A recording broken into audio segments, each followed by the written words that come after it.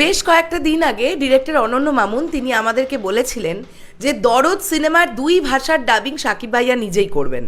এই দুটো ভাষা কোন ভাষা? অবশ্যই বাংলা ভাষা তো আছেই, তার সঙ্গে সঙ্গে নাকি হিন্দি ভাষার ডাবিংটাও সাকিব ভাইয়া নিজেই করবেন, তার অংশটা, তার চরিত্রটা। এটা শোনার পরে বেশ কিছু মানুষের বা বেশ কিছু সাকিবিয়ানদেরও এই কোয়েশ্চেনটা মাথায় আসে যে হিন্দিটা সাকিব ভাইয়াকে দিয়ে ডাবিং করানোটা কি অত্যন্ত বুদ্ধিমানের কাজ হচ্ছে আদতেও? মানে ব্যাপারটা কি প্রচণ্ড প্রফেশনালিজম মেনটেন করতে পারবে? তো গতকাল আমাদের সবার এই টেনশন দূর করে দিয়েছেন ডিরেক্টর অনন্য মামুন নিজেই। নমস্কার বন্ধুরা, আমি পৌশালী চলে এলাম আরও একটা নতুন ভিডিও নিয়ে। সকলকে জানাই সুপ্রভাত এবং আপনারা অবশ্যই আমার সালাম নেবেন। এই ভিডিওতে আমরা যে বিষয়টা নিয়ে কথা বলবো সেই বিষয়টা দিয়ে আমি আমার ইন্ট্রোডাকশনটা শুরু করলাম। আমি একটা ব্যাপার একটুখানি ক্লিয়ার করে নিতে চাই প্রথমেই, যে আমি কেন বড় বড় ভিডিও বানাই না, মানে 8 মিনিট 9 মিনিট সাইজের ভিডিও কেন বানাই না। প্রথমত আমার এটা মনে হয়, এটা আমাদের ভাবনা, শরৎ মিউজিক ভেঞ্চার্স টিমের ভাবনা, যে 8-9 মিনিটের ভিডিও দেখতে হয়তো মানুষের ধৈর্য অনেক কম থাকে, অডিয়েন্সের ধৈর্য অনেক হয়তো কম থাকে, তাই আমরা ছোট ছোট করে ভিডিও বানাই। তাতে করে একটার জায়গায় হোক না 3টে ভিডিও, বাট আমি ছোট ভিডিও বানানোর পক্ষপাতিত্ব বেশি করি। ঠিক আছে, এই বিষয়টা আমি ক্লিয়ার করে দিলাম। তাই যে কটা জিনিস আমরা জানতে পেরেছি সেই কটা আমরা ডিফারেন্ট ভিডিওতেই আলোচনা করতে আসবো।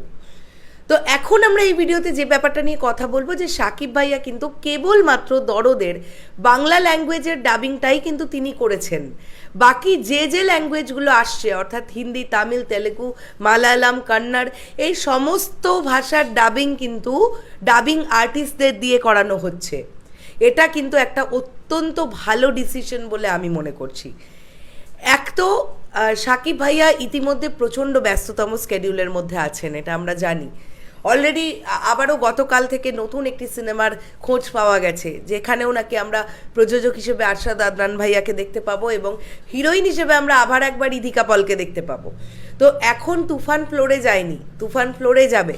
তুফানের কাজ শেষ করে আবার এই কাজটা ধরবেন।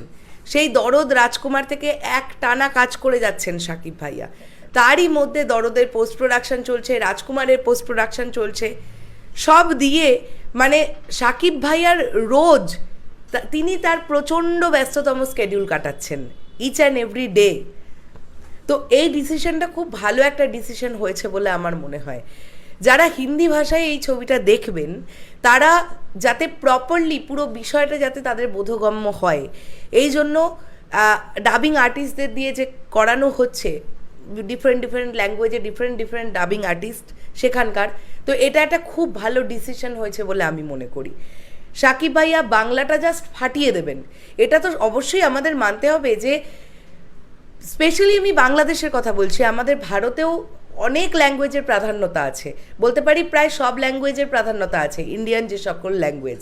কিন্তু বাংলাদেশের ক্ষেত্রে আমরা কি দেখি, বাংলা ভাষার প্রায়োরিটি সব থেকে বেশি, তাই অন্যান্য ল্যাঙ্গুয়েজ নিয়ে অনেক বেশি কথা বলার প্রয়োজন পড়ে না।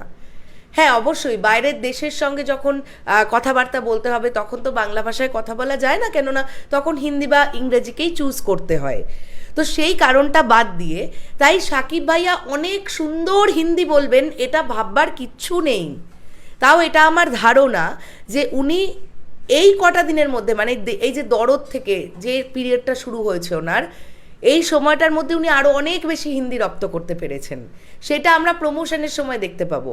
দরদের প্রমোশন তো প্যান ইন্ডিয়া জুড়ে হবে।